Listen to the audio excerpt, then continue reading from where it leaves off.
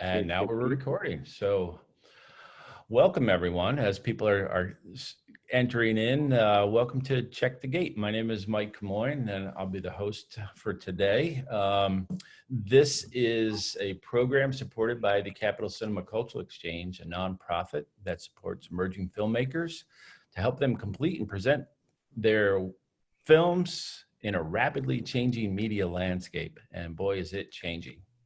We do this through a lab process, and we thought it would be really smart if we started to do something like this and connect our filmmakers from all over. And really excited for our guest today, which I'll be introducing shortly. But first, I'd like to thank our co-producer, Eric Vollweiler, and Tammy Reese, our publicist and behind-the-scenes student intern at Great Dane, Luke Williams. Thank you, Luke. Today's sponsors include Price Chopper. All right, so we've got some peanuts here from Price Chopper, Market 32.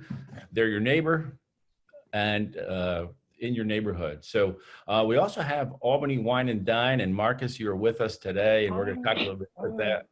So thank you. You know, I don't have any wine here. Joe, do you have a wine? Wine? Yeah, I could use some wine. Okay, hang on a second. Here you go. Let me pour it for you. Oh, Joe, that's incredible. That's, wow. All right, that's good. That's good. Good? Yep. Joe, thank you so much. Everybody, cheers. Thank you. Welcome to our sixth episode. Oh, isn't that movie magic, people? That is just wonderful. Who else? Crew Me Up. CrewMeUp.com, building a digital community for filmmakers to connect, create, collaborate. Yay, Crew Me Up. Next week, Josh Freeman, Tuesday, will be on here. He's the executive producer and CEO of Crew Me Up. And next Thursday, sorry? And he was my second AD on Love and Debt. Oh, which is now out on? It's on Amazon Prime. Love and Debt. Tom Cavanaugh, Bellamy Young, Yardley Smith, Daryl Chill Mitchell, incredible cast. Even if you decide you can't watch it, just turn it on, go to sleep, and let's stack up the views. Love and Debt sounds like a perfect title. Oh, these days, yeah. It's right. Yeah, it's about the durability of marriage and family, you know, the institution of marriage and the price of honesty. Wow. I will be tuning in to that. It's on my list, and can I send you my feedback or notes or things that I like about it? Send feedback, go on IMDb, write a review. Okay. Great. All that's great for the next subscription media buy. Excellent. Thank you. You bet. So Check the Gate. And then also next Thursday, I want to just mention Anasa Troutman from Memphis, Tennessee. She specializes in the creative cultural shift. We connected at Sundance, and she's just doing some great work to reach artists all across the United States. And she'll be on with us. So Check the Gate, for those who don't know, it's a term used in filmmaking. After each scene, if you're shooting on film, you need to check the gate to make sure there's no impurities. And if there are none, then you get to move on. So let's move on. I'd like to just briefly introduce who's with us today. I'll just start with myself. Mike Camoin. I served as a unit production manager for the 2016 Sundance Special Jury Prize winning As You Are, that was shot in upstate New York, along with the 2018 Illuminata Award Sundance film, We the Animals. I served on the locations on both of those films, as well as James Franco's Pretenders, and Alice Wu's Netflix feature coming out Friday. That's tomorrow. The half of it on Netflix. Also, shot in upstate New York. So what I want to ask, I'll introduce each of you. I'll say a little something. And then I'd also like for you to answer tell us a little bit more about yourself, as well as where did you get the bug? Not the virus, but the bug for the arts. So I'll let you think about that. So Valerie, let's start with you. You have a very large body of work with 42 years in production as an actor, writer, and director and producer. Most of the world knows you as Doris Schwartz, beating out Madonna for her role from the television series Fame. And you know how much that influenced me growing up. Yes. Your most treasured artistic achievement. You recently directed Love and Debt, starring Tom Cavanaugh, Bellamy Young, and Bailey Madison, that is now on Amazon Prime. Tell us a little bit more about yourself, and when did you get the bug for the arts? Well, I grew up in the television industry because my father was a producer. His name was Alan Landsberg, and you would know him from things like In Search of and That's Incredible, and then later what I just used to call is like the either the sickness or the tragedy of the week movie of the weeks. He was also, when I was a kid growing up, he was part of Walper Productions and created the biography series, the Undersea World of Jacques Cousteau. So anyway, so he was, that's my life from the very, very beginning. And his own company when in our dining room, when he started Alan Landsberg Productions, I was in 4th grade. And so I was, I grew up on sets. I grew up in editing rooms. So that's what I did, but I always wanted to be an actor. And my parents would not let me act until I was of age to make my own decisions. This was not my first choice. You wanted to be an actor. I was that kid who like made shows in the neighborhood, and we did shows. And but I got my first job about 3 days after my 18th birthday. And pretty much I started to work right at 18. And I was lucky enough to really work straight through until I was 32. I mean, I never went longer than 6 weeks without a job. Right before I worked, I was a production assistant for my father starting at 16. I was a production assistant. I did research on a series called Between the Wars. I mean, I did all this stuff behind the camera before I got in front of the camera. So then I did that. And probably the biggest thing, like the thing that I always say, when I did that series Fame, I thought I just won the lottery. Like if I never do anything else again. I mean, I portrayed a character. And the thing I have to tell you is that I auditioned for the role in the movie. I did not get the role in the movie. I was devastated. I thought, this is it. I've made a mistake in wanting to be an actor. And then I ended up going to New York to be on Broadway to understudy in a Neil Simon play. And that's when they decided to make the television series. And it actually wasn't Madonna. Madonna auditioned for another role. They just put that in Wikipedia. I don't know why. The 3 people who it came down to were Jennifer Grey and Fran Drescher and myself. And I got the role. And that was the beginning of a piece of work that I will just forever be grateful. So first off, I started writing on that series. I started directing on that series. It was like my second, it was a film school for me. And we were shooting on film. A man named William Spencer was our DP. He was the guy who did The Invaders, all of the Quinn Martin shows. So I had these like old school gentlemen, amazing teachers when I was on that series. And, and the truth is everywhere I go in the world now, that's like I said, if I never did any other role, and the whole group of us, the core group of us have been touring for the last 3 years. Whoever thought that would happen? And, it's a complete, so I won the lottery. If I'd never done anything else. So you got the bug and it's still in you. Yeah, so I started directing on that show. I started writing on that show. I continued to write. I continued to direct. I found places for myself as a director. I was a dancer and a singer. I've made records. This is all I've done. This is all I've done for 43 years. Awesome. And the thing we added to that was business plans. I'm the last person in the world who was ever going to make a business plan. So we're going to get into that. We're going to get into that. But I'm a high school dropout. That's important to know. Thank you, Valerie. And people are already tuning in and they're saying thanks for hosting this. Deborah Charles, to all the panelists. Great to be here. Okay. Chet, you've got an amazing background. You're the co-founder of Albany Molecular Research, AMRI, a full-service chemistry services provider focused on applications for the pharmaceutical and biotech and life sciences industries.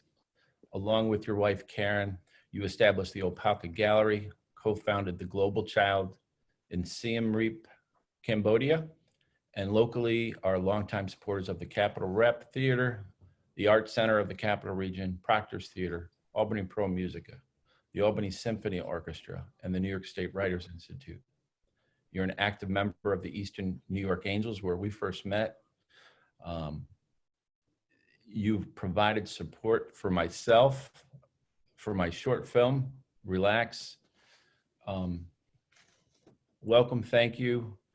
Is there anything more to add there? And tell us, how did you get the bug for the arts? Well,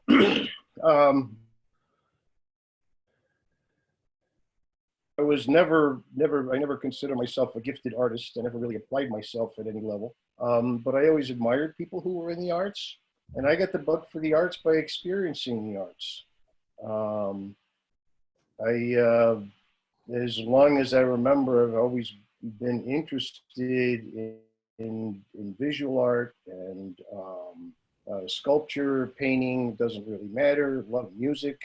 I admire people in the theater, and you know, it just part of my being is experiencing, going to music venues and theater and so on, and you know, there's just such a wide variety of interests that I have in experiencing the arts, and I have always recognized the value that they bring to the table for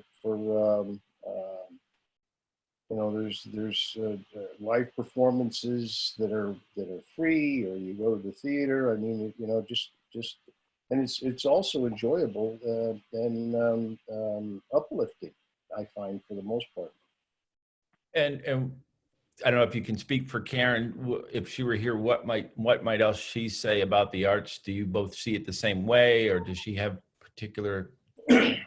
Well, I mean, I grew up upstate here, and so back then there really wasn't, you know, aside from the movies and that sort of thing, there really wasn't a whole lot going on for kids.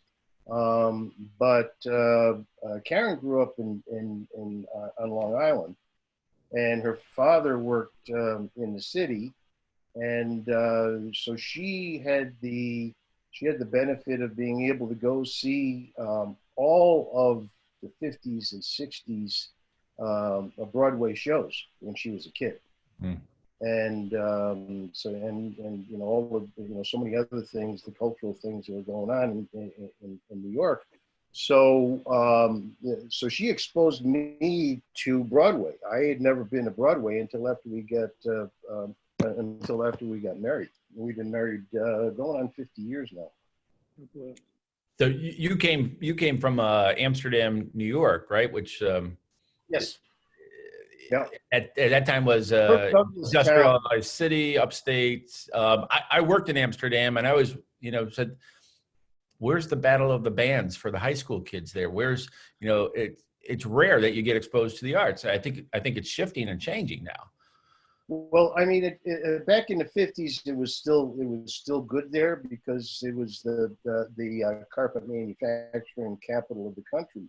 The two biggest carpet manufacturers were headquartered there. But once they moved out, the bottom fell out, and you know, so like so many other blue collar towns, you know, it never reinvented itself. So, you know, but anyway, it's you know,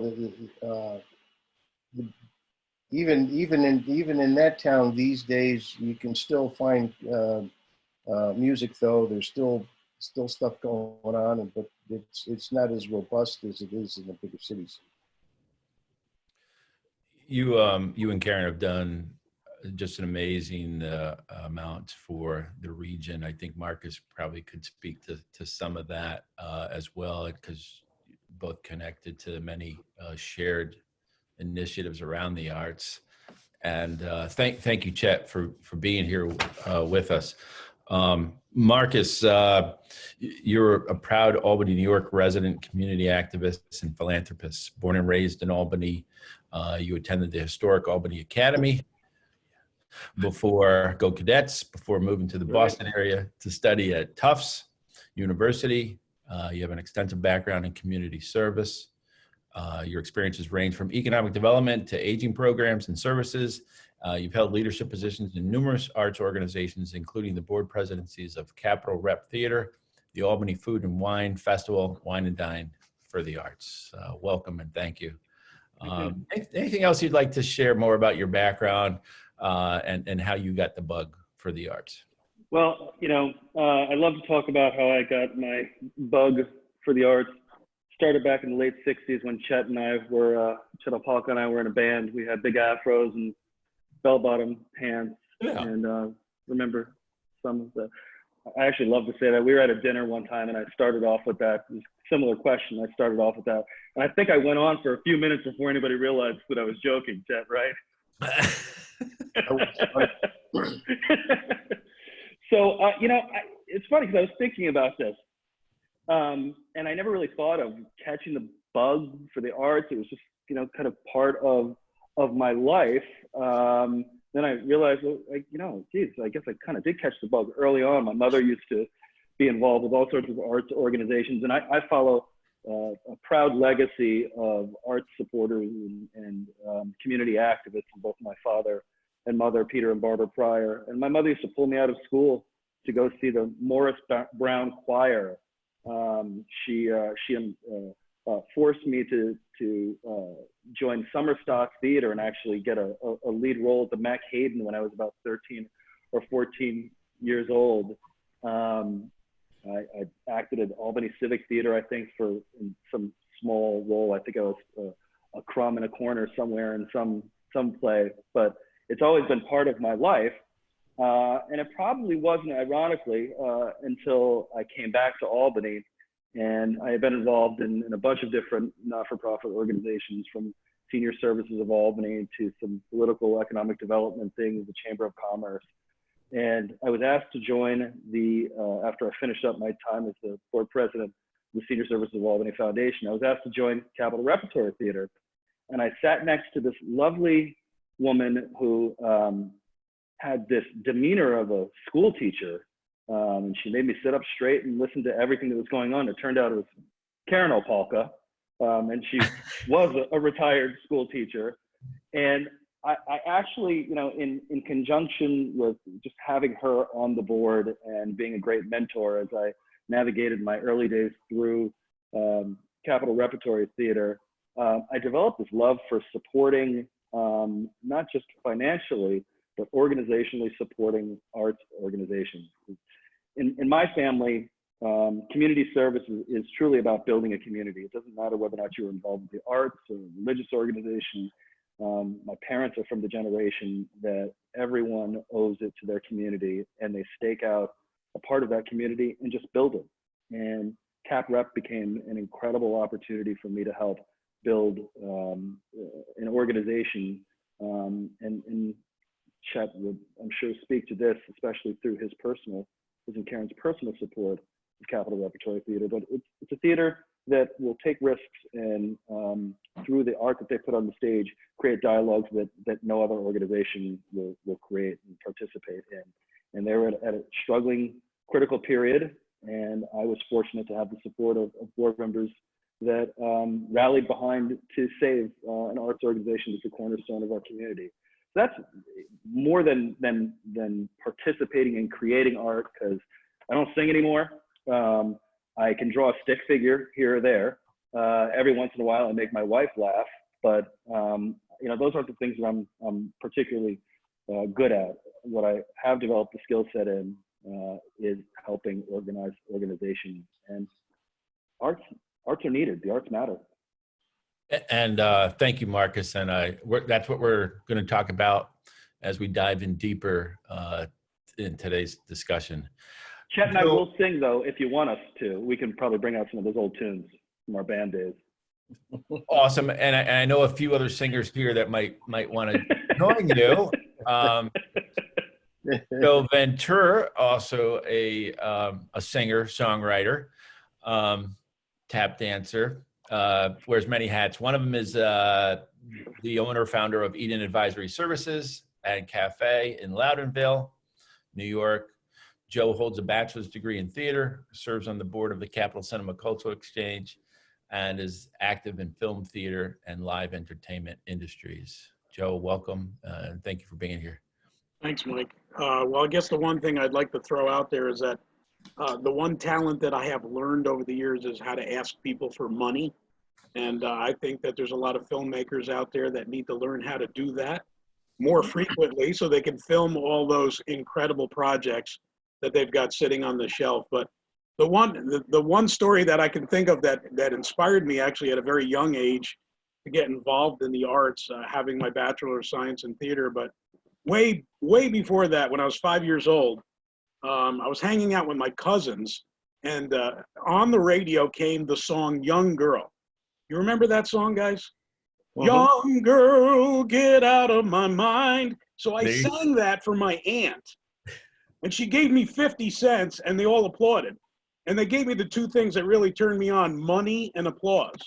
So that's why I got into the entertainment industry. You know, that old famous song, what is it that we're living for? Applause, applause. So that's why I went to get my Bachelor of Science in Theater, but quickly found out I also liked money and teaching people how to invest and save and budget. And so Mike has introduced me to a lot of great people in the film industry, and apparently they need to all learn how to ask for money.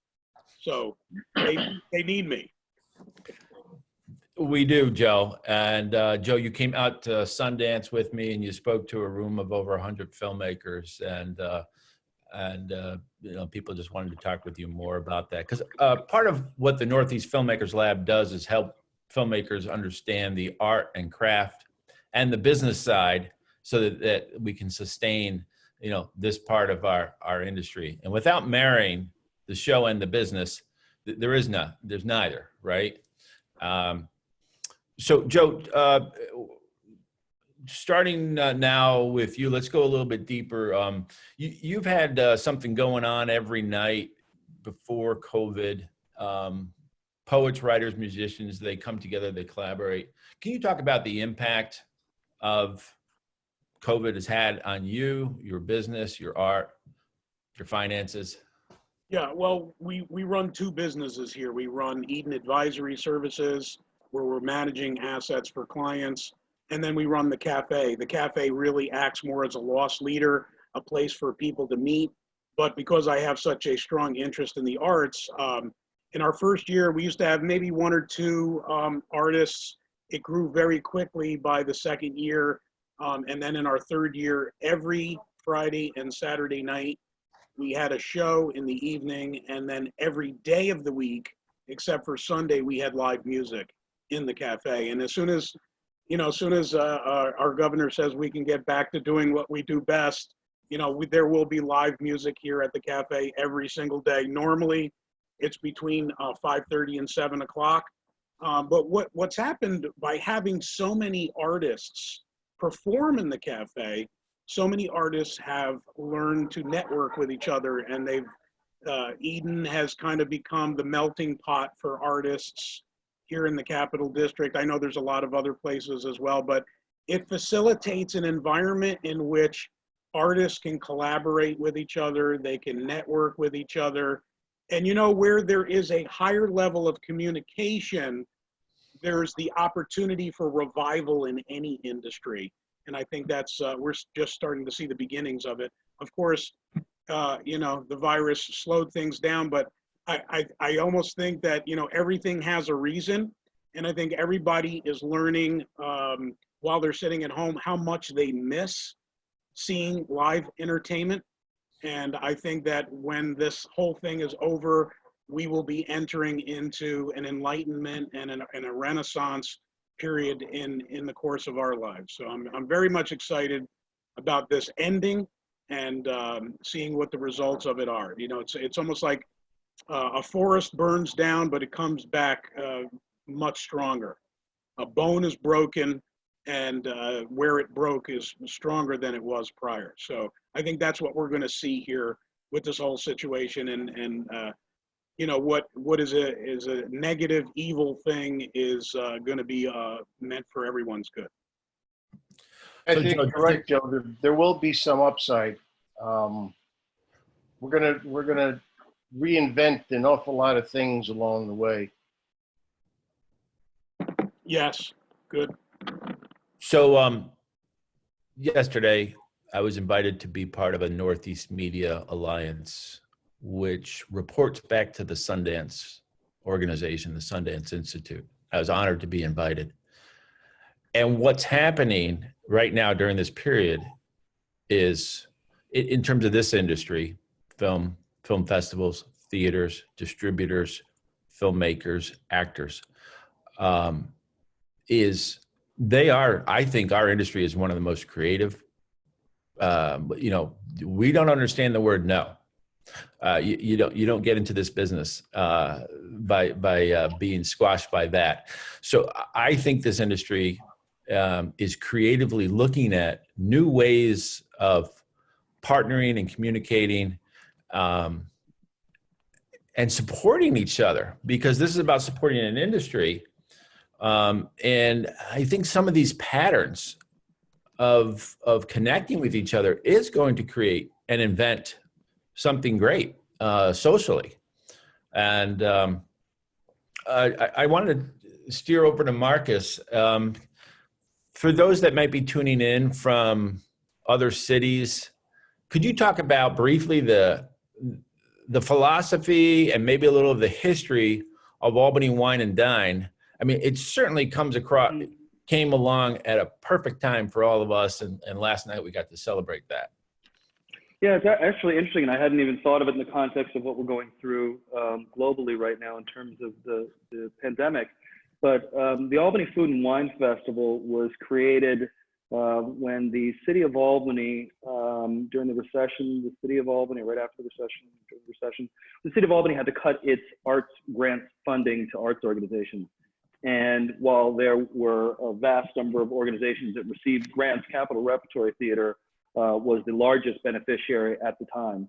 So for us, at a time of like critical financial crisis, we lost about a $30,000 funding source, which, you know, to a budget of almost $2 million doesn't necessarily seem like a large amount of money. But when you look at it from a development perspective, try going out when, you know, you're in upstate New York with a lot of donor fatigue and finding a brand new $30,000 donor. So one of our board members, Donna Pernomo, along with her husband, well, the way that she tells the story, her husband Yono, came up with this idea of why not have a food and wine festival, and the money can go to Cap Rep. And those who know Yono Pernomo, he's got a very thick Indonesian accent, so I can't even imagine what that sounded like when it came out. I like to tease him and pretend and do my let's make a festival.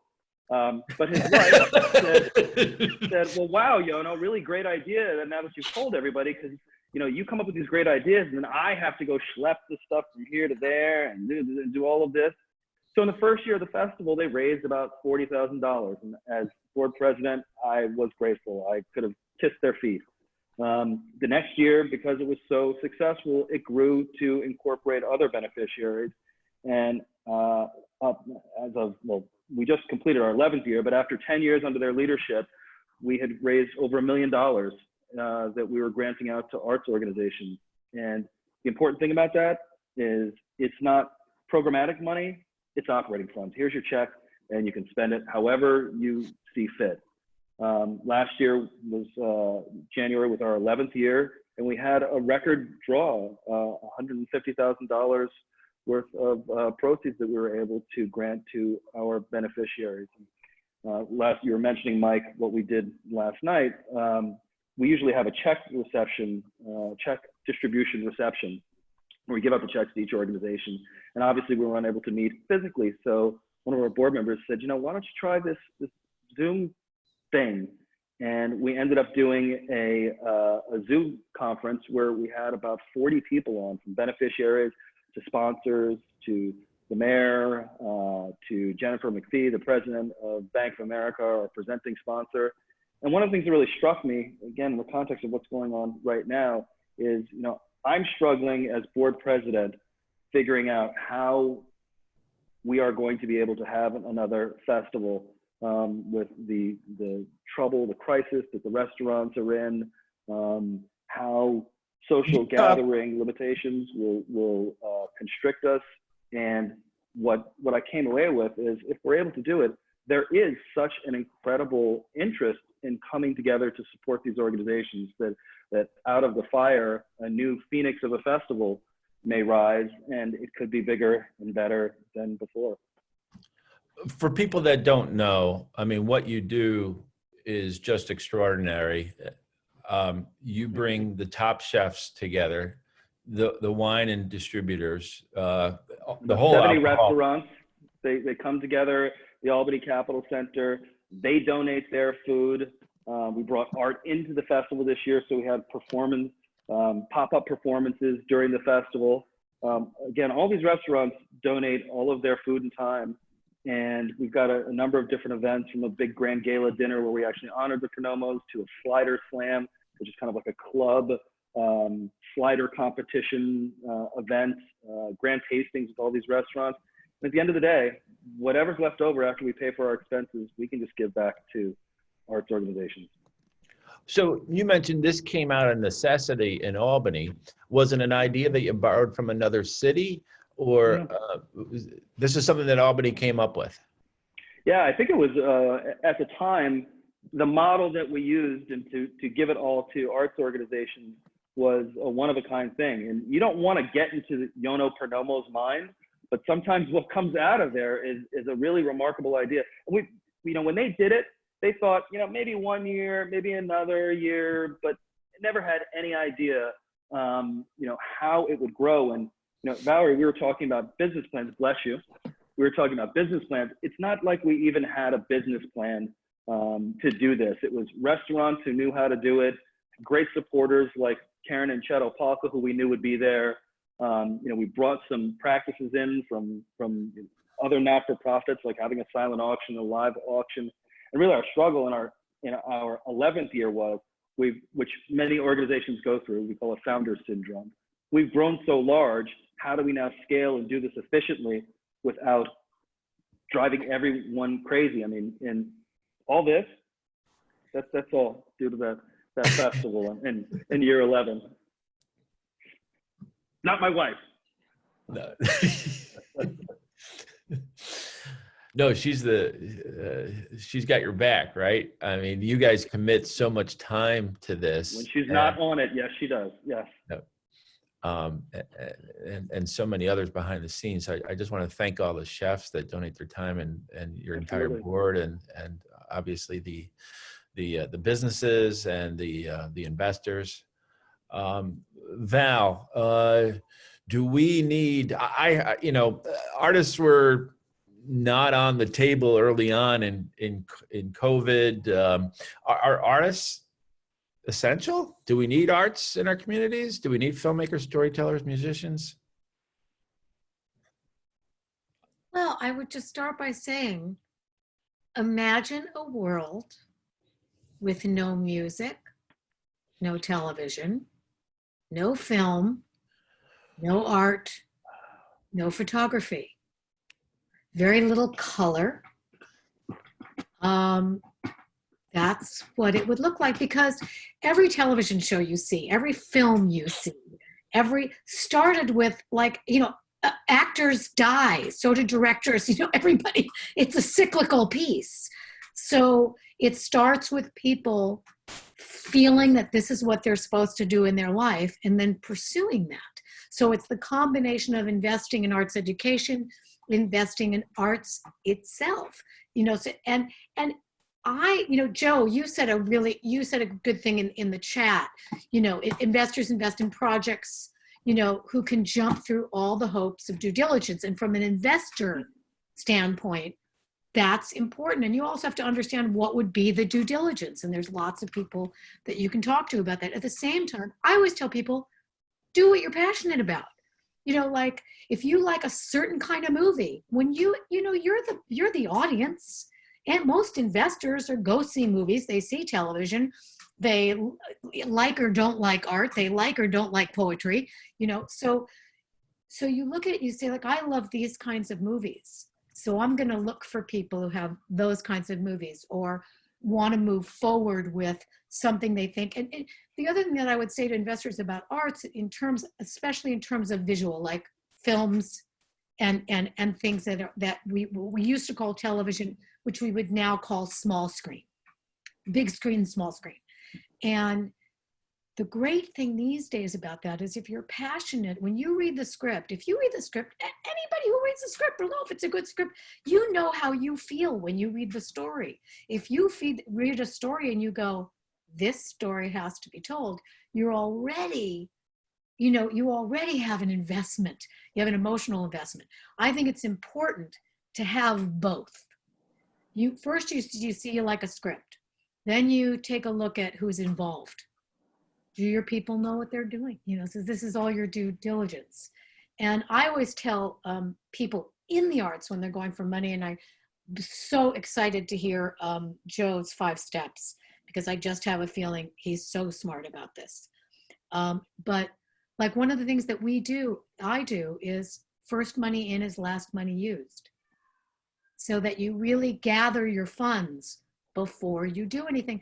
The other thing is, the further along you get in production, and this goes for the investors too, the further along you get in your production, and I would tell everybody over and over, don't start till you have what you need to get your movie all the way to a finishing point in its rough version, not in its final version, but in its rough version where it can be seen, can be looked at.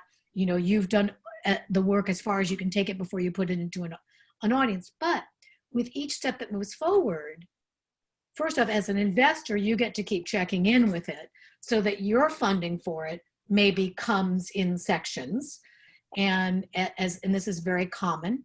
But the closer you get to a finished product, the easier it is to engage financing.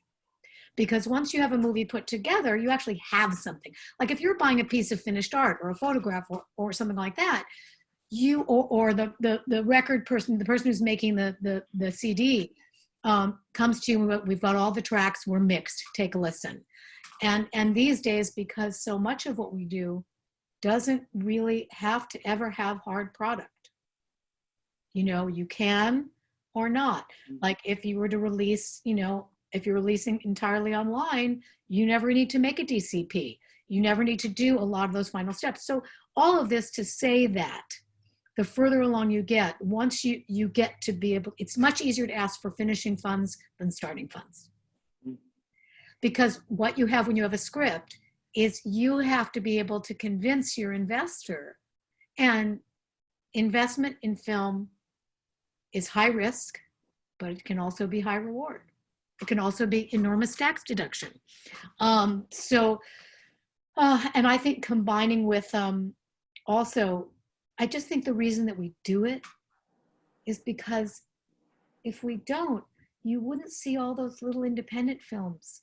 How many, I mean, if you go back and look at independent films from 20 years ago, you're seeing all the major stars of today. You're seeing beautiful little films, and now we get to see all of them, and documentaries, because there's huge outlet. You get to see things come to light, that important stories that need to be told, and you will have a hand in that. And that feels good. Art helps people heal. It does. Art is therapeutic. All art is therapeutic. Creativity is a life force. So that's what I'd like to say about that. Thank you, Val. Mike, may I add one thing there? Yeah. Okay, so Val, you had said that investing in film is risky. And you know, I have to agree with you, the actual investment itself is considered speculative. But with all the new tax incentives that are out there today, the Wall Street Journal a few months ago actually put out an article saying that investing in film, along with the tax incentives is actually now considered a conservative investment, because if a filmmaker does it the right way, they can guarantee a 70% return in taxes Right. on the dollar. So, you know, this whole, the government obviously realizes that if we give incentives to the arts, to people investing in the arts, Mhm. it could take a lot of the risk factor. Imagine owning an investment that has unlimited upside potential, right? Where you're guaranteed to get 70 cents on the dollar in tax savings. Yes. And you've got a pretty somewhat fickle market right now, Joe. Right? Would you say that's true in terms of putting your money in the stock market versus? I think definitely people are going to be looking for alternative investments in film, and the arts are definitely going to be on the forefront of people's minds, because they're saying, hey, listen, if I'm going to stand a chance to lose money, I might as well enjoy myself along the way. Mhm. Right. Joe, I think that that's such a perfect thing. There is, for filmmakers out there and also for investors out there, on slated.com. If you go to slated.com and you go to the section that says white paper, it's from a number of years ago, but it's dead on. It's a great piece of white paper on the efficacy of investing in films. Right. Luke, So if you're listening, maybe we could get that link and post Yeah. it on our chat here. it's really good. Chet, you've invested in a range of different things, from technology to art to film. What do you look for when you're investing? Are you investing in a company, an idea, a person? What sort of drives your interest? But first of all, listening to what Val had to say about films and so on, it strikes me that filmmakers are always in startup mode for the most part. I mean, you're soliciting funds, and you're soliciting That's all true. kinds of help along the way, and you're always starting really kind of in startup mode.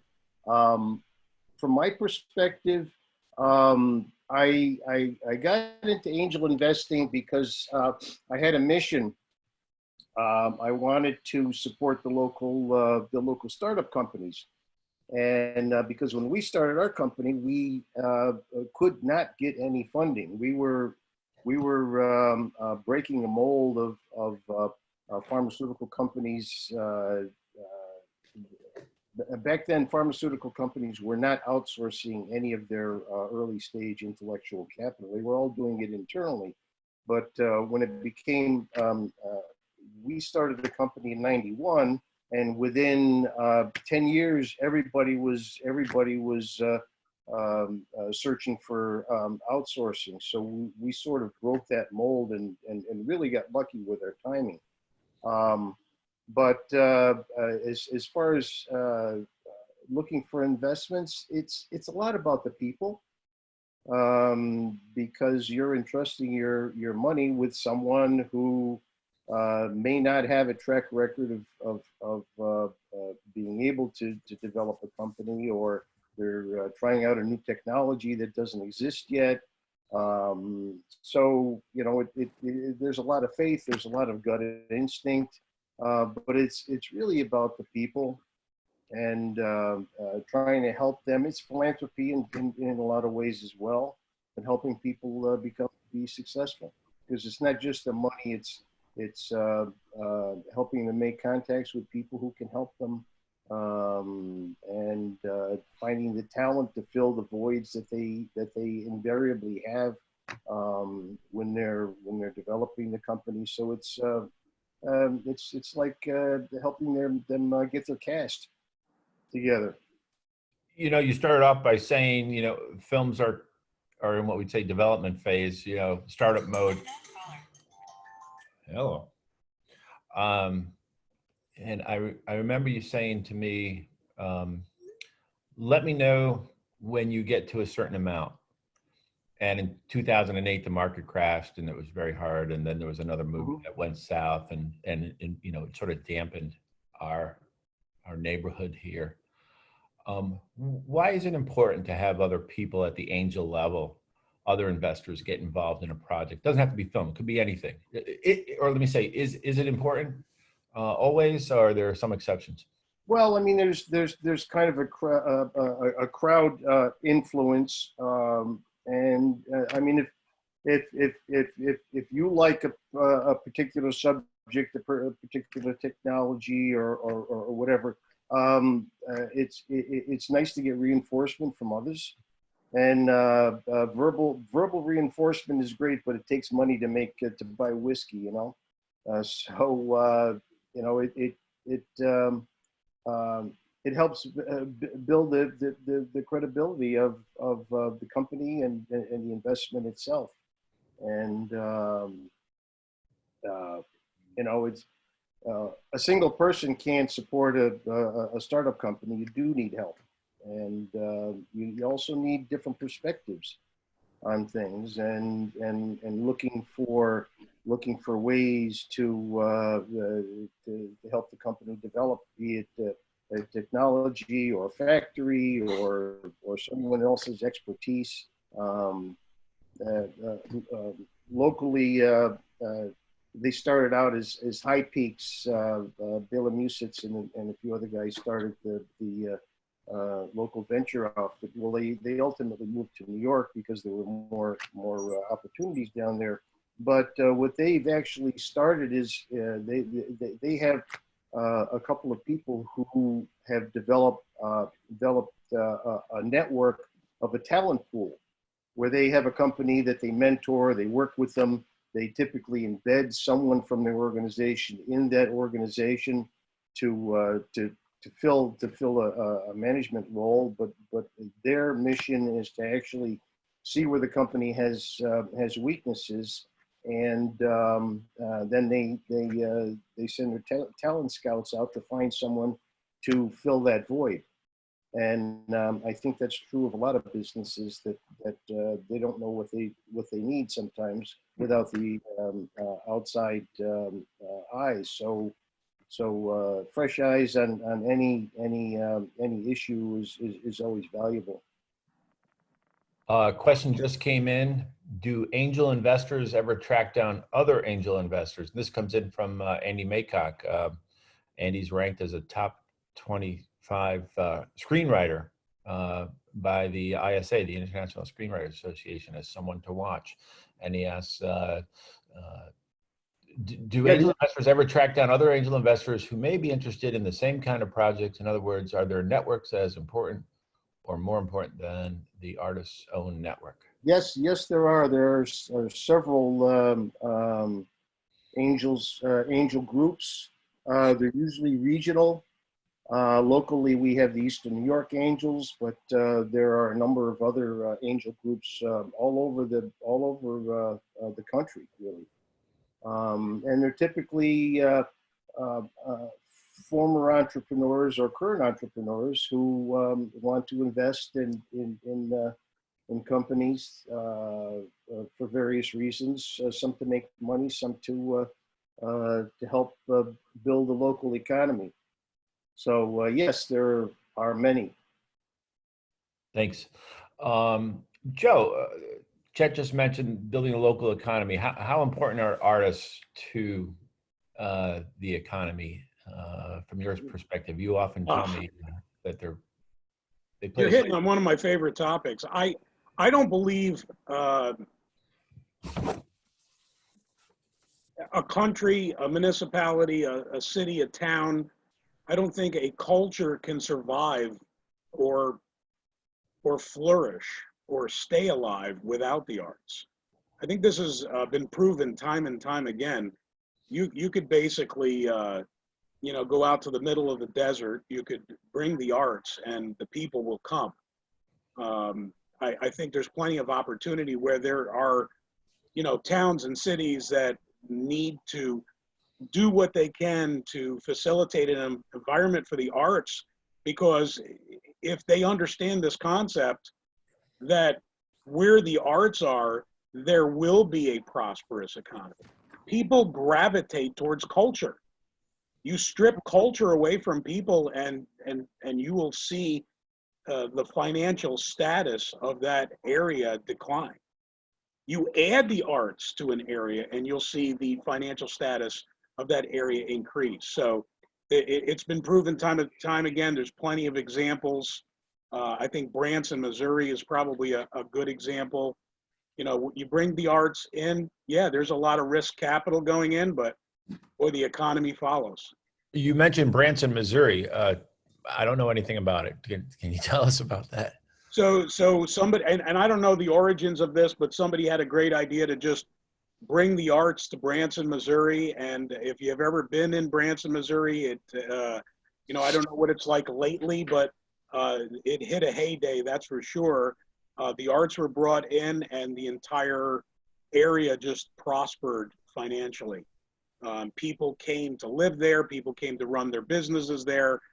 People want to be where the culture is. So, you know, it's not necessarily, you know, and obviously this is going to be a controversial subject. It's not, let's put up a casino and the surrounding area will become prosperous. Mm-hmm. I think it's put in the arts. Hey, if there's some gambling that goes along with that, that's fine. But put the arts in, and the area financially will prosper. Right. You know, Joe, I couldn't agree with you more. I've served on a number of economic development initiatives, whether or not it's at the county level, the regional level, the citywide level. And one of the things that I recall being so clear is when we're attempting to attract new businesses from whether or not it's from other regions, other states, other countries, even, one of the things they want to know is obviously, are you going to have schools where my children can be educated, and what are the arts like? To that effect, we've had a number of arts organizations involved in economic development initiatives. We wonder, why do you have the arts? I mean, they're not for profit. And it's clearly because it's something that enriches the community and makes the community whole enough to for people to want to invest in and to come to the community. On a practical level, the Wine and Dine for the Arts, you know, one of our great sponsors, and more than just being a financial sponsor, involved with the organization is Discover Albany, which is a tourism and convention association. They're involved because they understand that unless we're able to demonstrate that our region has a strong arts presence, people aren't going to want to come to visit. They're not going to want to come to live and stay. So the question of why you invest in the arts, to me, is almost like, you know, why do we breathe? Because we have to if we want to live. And I'll just jump off of that, which is so true, which is, okay, so I live in Rockland, Maine. It is a city with 7,000 people. That's it, right? Our population triples in the summer. We are now an arts destination. We have, you know, 32 art galleries. We have a world-class theater with HD video streaming, live acts, high-level live acts coming into that theater. We have a multiplex movie theater. But literally what happens is people pour in. We're a festival spot. So economically what happens in this is that not only do we have, because we could never be supported by our 7,000 residents, and we also, somewhere along the line, well, Down East Magazine made us, you know, best town in Maine 2 years ago. But the other piece was our town started to really become a 24/7 town and a year-round town for other places in Maine, because we had the restaurants that were staying open. We had the lodging that was staying open. And so with all of this is why people came. They came for the festivals. They came for the music. They came for the art. And people come into town and buy art, you know? So it's, you know, they wouldn't just come here if we were like Little Rockland. That was this little place on the ocean. And the artists are typically the pioneers that move into communities and then turn them around. Mm-hmm. It's happened time and time again. Look at the various neighborhoods in New York City Right. that were bombed out. The artists moved in because they couldn't afford to live anyplace else. Then they the neighborhoods gentrify, and then the poor artists can't afford to live there anymore, so they have to move to another bombed out area. Where the art is where the fun is. That's right. That's where the fun is. Absolutely. So this question comes in from Deborah Charles. Thank you, Deborah, for your patience. She writes, I'm an owner and CEO of a new film company, Two Films, LLC. And we had 3 films in pre-production when we were all hit in the industry and all over the world with the pause. My question is, with the present climate, how would you advise moving forward with getting not only funding, but have a relationship with funders at this time? We're more interested in having an investor who is also passionate about creating solutions to global issues, climate disruption, clean water initiatives, etc. You're welcome, Deborah. I'm gonna ask for Val to respond to this because I think you've got perhaps some ideas for Deborah. Is that okay? Yeah, I think the first thing I want to say is, again, we've all been given an interesting moment in time with what's happening. So the first thing I did, I had a script of mine had surfaced again in December, and I had meetings with a very large company about this script, and then this happened. So the first thing I did was to, again, look at the script. We'd had a couple little conversations about the script, but to really sit down, look at it again. And I did some retooling based on suggestions.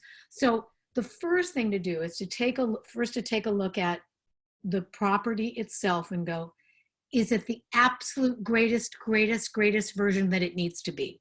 That's first. Anytime anybody ever came to me with a script and said it, I said, how is it? They said, it's good. I said, I'm not interested. If you come to me and you say, I have a script that's great, I'm interested. So you do that. Then look at your business plan. How have you been going about it? You have a little time right now, right? And we're moving out of that time right now. So you look and you go, am I making the best approach possible? Is there anything I need to add to this? I mean, so again, it gives you that opportunity to really, when you've taken a step back from everything you've been doing on a project, sometimes you come up with different ideas, you look at different approaches, you see some of the gaps that you have. And then that being said, I'm just going to add one more piece in this, which is when I ended up taking over the producing part of delivery of my movie, Love and Debt, because I needed to. I was working with a really great distributor. And she said to me, I'm going to teach you how to make a movie from the back to the front. Because every filmmaker needs to know how to make a movie from the back to the front. You need to know what you think the outlet is and how that's going to play out. It doesn't mean you have to, it's in concrete, but everything you do needs to be geared. You need to make sure that that's geared to what the end game is. And there's, at this point, there's like a, you know, a Spanish fan, like, of outlet. But you have to be really aware of all the different ways that can play out and everything that you need to do. I'm sure that you've delivered films before as a film company. So you look at those things, and you know, you retool and you look and you say, where did we make some choices that weren't in our best interest?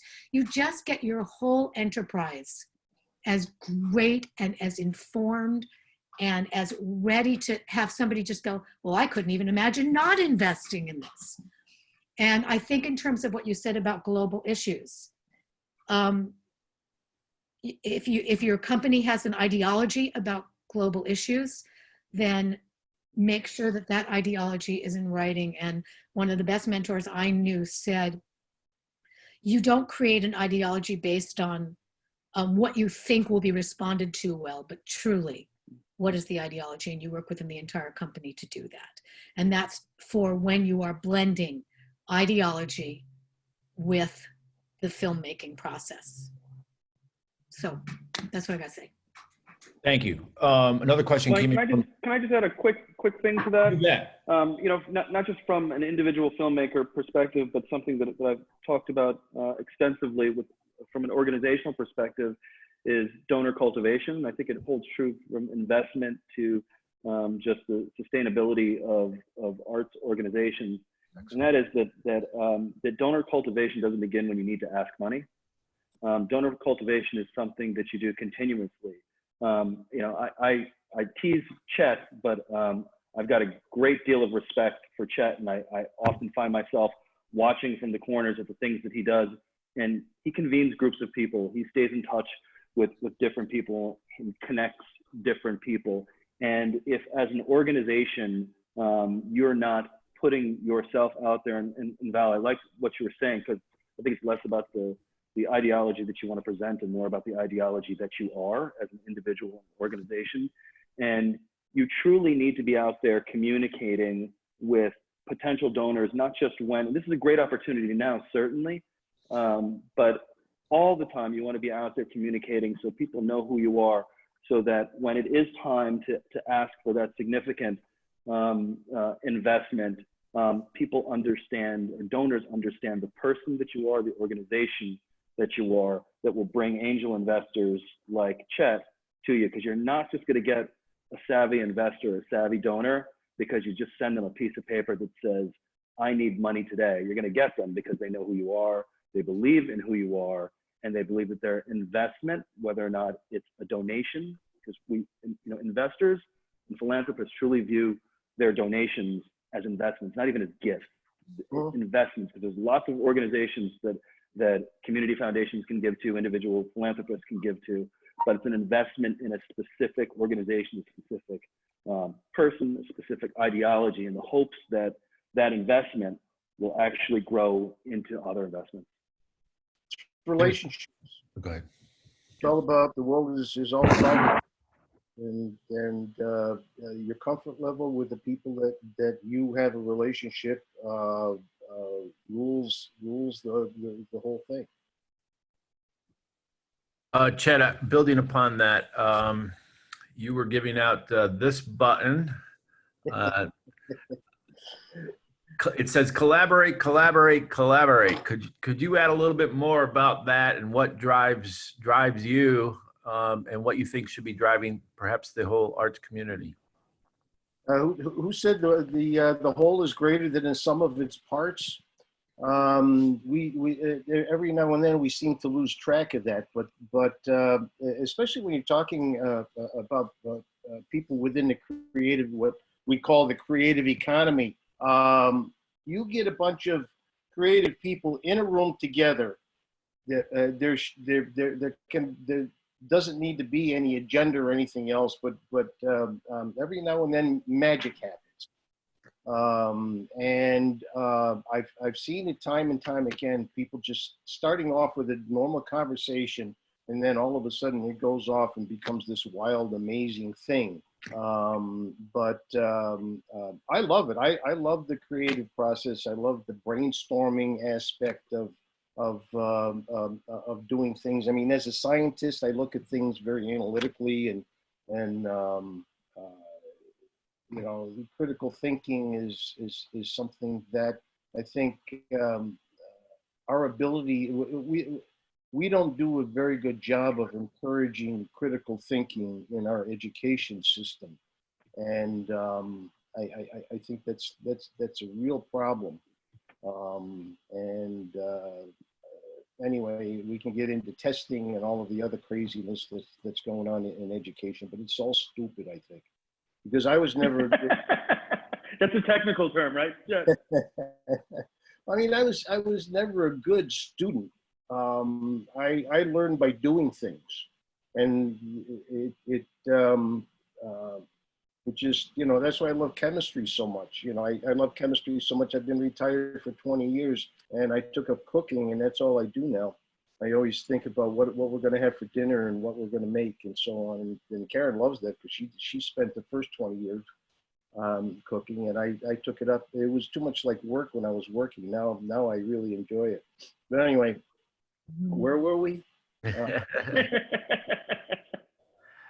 Chet, I want to just, you don't have to answer this if you don't want to, but I want to just digress slightly to AMRI. is the company involved? And while I'm doing this, people, you can send in your final questions. Is the company involved in any way with research regarding the virus vaccine? I mean, for those people that don't know, you're the company that created the drug Allegra that helped us all out with our allergies and things like that. So, Well, as far as I know, I mean, I've been retired from there for a little over 20 years now. I don't know what they're doing now, but it was founded as a contract house, and so you know we're hired guns. We solve the company solves problems and makes stuff that no one either can make or is willing to make. And that's how we built the company. Allegra was an amazing gift to us because we figured out the way to manufacture the stuff before anyone else did, and that was our big claim to fame. And but as the biologics that are typically involved with vaccines are not their sweet spot.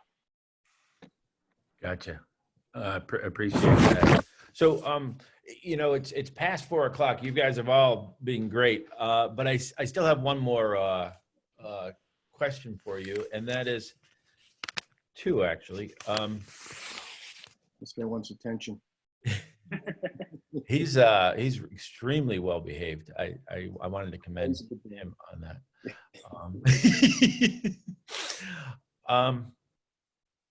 Is it possible during this time, we talked about how this COVID is actually flattening the entire industry. We're all in it. And right now it's actually creating access to people that you otherwise would not have through technologies. Is it possible for us to come out of this with a renaissance of sorts? And if so, what would it take? Anyone? I mean, I I'll go think- political and just quickly say that I think it's going to take. Oh, okay. I All right, Marcus, you go. I mean, I think it's going to take answers, first of all, and it'd be great if we could actually get our act together and get some answers to questions that we need to get so that we can actually start to plan our lives when we do come out of it. I'm not going to tell you which side I'm leaning on, but, you know, just, you know, for instance, from the Food and Wine Festival, we think there will be an incredible renaissance of support for arts organizations, and we want to be the vehicle behind that, in connecting you know, people who come for a silly food and wine festival at the same time get to support their favorite arts organizations. I mean, it's like a match made in heaven. Why not eat and drink and have the proceeds of your ticket price go to support your local theater or your local, you know, whatever arts organization? But you know, we're going to need to get some answers on how we can do that, and whether or not, you know, we can have people this close to each other or this close to each other. And the same thing for our repertory theaters that need to understand what's the landscape going to look like. So I hope that while, you know, we're all talking about how we can support the arts, we're also encouraging those that should be figuring out the answers to their questions to just do so, and then we'll do our stuff too. Mhm. Excellent. Val? You know, I sit on both sides of this. I'm a philanthropist, and I'm on that other side as well as an artist. And so I can see what it's like on both sides. Again, I just want to say, it's like, because the arts are so prolific, my mentors said to me, you always have to be prepared, and you can't be prepared with just one entirely fleshed out idea. You have to be prepared with 7. You have to, so that if the person goes, you know, you pitch and you think, oh, I'm not interested in that, you go, I have something else for you. I have something else for you. That was Gary Marshall. That was he said, always have another idea. Always be ready to pitch whatever is the next thing. And the other thing is, when you are pitching to people, listen to what they have to say. and take it in. Leave space when you are selling for participation from the person you are selling to. Be interested, not interesting. Thank you. Let me unmute Chet. Yep. What does it take? Is it possible to come out of this with the idea for a renaissance, and what would it take now to prepare for that? Well, my hope is that during this hiatus, people will develop more of an appreciation for what we're missing. We'll go on the internet and seek it out in various ways, maybe discover something new that's going to turn us on. Music, theater, dance, whatever it is. I think we have the tools right in front of us. We've got YouTube that you can learn how to do pretty much anything. But you can be entertained in so many different ways. And I'm hoping that this will build a hunger for people to go to the theater and go to the various arts venues. It's nice to be able to see it on the screen, but it's so much nicer to be there in person.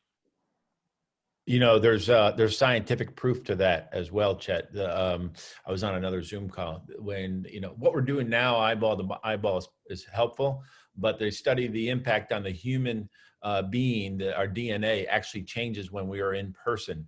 And that part is something that I agree. I hope we get back there quick. My Joe. wife says that she changes every time I come in the room too, so I agree with that. Get more gray hair or less gray hair? I'm not going to touch that. Okay, Joe. Final thoughts. What's it going to take? Is it pie in the sky to think that we could come out of this with a renaissance? Or I think a renaissance will definitely happen. I think prior to that renaissance, there's going to be an enlightenment, and the enlightenment is going to be right up here in people's heads. If you go to Europe, in certain parts of Europe, in the middle of the day, everybody goes home and goes to sleep. They go have a meal. In America, we work all day, work all night. We skip our meals. I think this is going to change the mind of people with that age-old concept of, hey, stop for a while and smell the roses. I think people are going to be enlightened in their mind through all this. They're going to say, hey, you know what? We all realize our mortality is relevant. I think for the rest of my life, I'm going to stop and smell the roses. And you know what comes along with smelling the roses is enjoying the arts and entertainment and culture and the development of that culture. So I definitely think the Renaissance is coming, but first the Enlightenment I think is well on its way, and we will see a Renaissance emerge from that.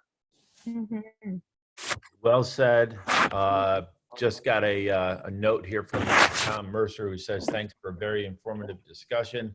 Filmmaker on Benedict Arnold's Hero Betrayed, comes out of our region, and maybe that could be part of the Renaissance, as well as other projects that people are working on here.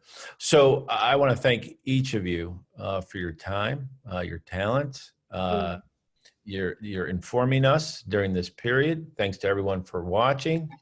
Thanks to all our sponsors, Price Chopper, Market 32, Albany Wine and Dine for the Arts. We cannot be here without this organization. Thank you, Marcus. Thank you for convening us. Can I show the poster? Oh, please do. You gonna go get it, or you got it right there? I got it. I got Okay. it right. All right. Just let me just finish this. Sure. And thank you to Crew Me Up. They'll be with us on Tuesday. CrewMeUp.com. Connect, create, collaborate. It's going to be an amazing discussion. If your business would like to sponsor future episodes, maybe you can't do it right now, but maybe a year from now you learn something from this. Please make a donation and support the arts. Val. Wait, how's that poster coming? Let's see. Got it. Oh, look at that. Can you see That is it? awesome. Awesome. It is. Thank you for sharing. That is Outstanding. Yeah. Love and Debt. Give us one more last plug. It's on Amazon Prime. On Amazon Prime, it's on YouTube Movies, but Prime is where you can just kind of turn it on and get to it when you get to it. Like I said, the more people that just start it, even if you don't have time to see it now, it really ups the numbers for the next media buy. So thank you. You're welcome. And that's one way we can collaborate and help each other. You know, Val, I had this thought too, you know, you've got all these seniors in high school and college who don't get to be celebrated. And I was thinking about the filmmakers. Their work doesn't get to be celebrated because the movies are shut down, the festivals are shut down. So thank you for reminding us that your movie is out there and available. Yeah, go see all the movies that are on like Amazon First Run, the Liev Schreiber movie. All these were movies that were supposed to open, and they didn't get their theatrical opening. We need to celebrate them because they put a lot of work. Folks, enjoy our friends at Josh Wines. I know I am, and be well, stay healthy, stay connected. They say. Thanks for being with us. I'm Mike Camoin for Check the Gate. Our gate is good. Moving on, At people. the other end. Take care. Thank you. Thank you.